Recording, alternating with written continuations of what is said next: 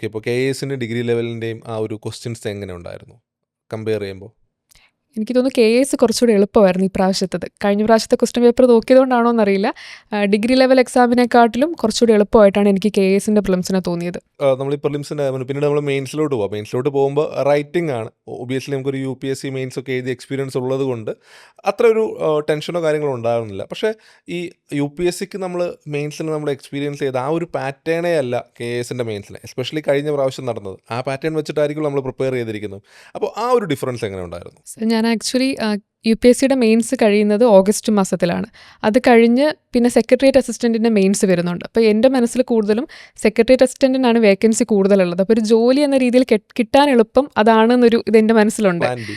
അതെ, അപ്പോൾ ഞാൻ അതിനുവേണ്ടി പ്രിപ്പയർ ചെയ്തു. എനിക്ക് തോന്നുന്നു ഞാൻ ഒരു PSC എക്സാമിന് ഏറ്റവും കൂടുതൽ ടൈമും ഏറ്റവും എഫേർട്ട് ഇട്ടതും ആ ഒരു എക്സാമിന് വേണ്ടിയിട്ടായിരുന്നു.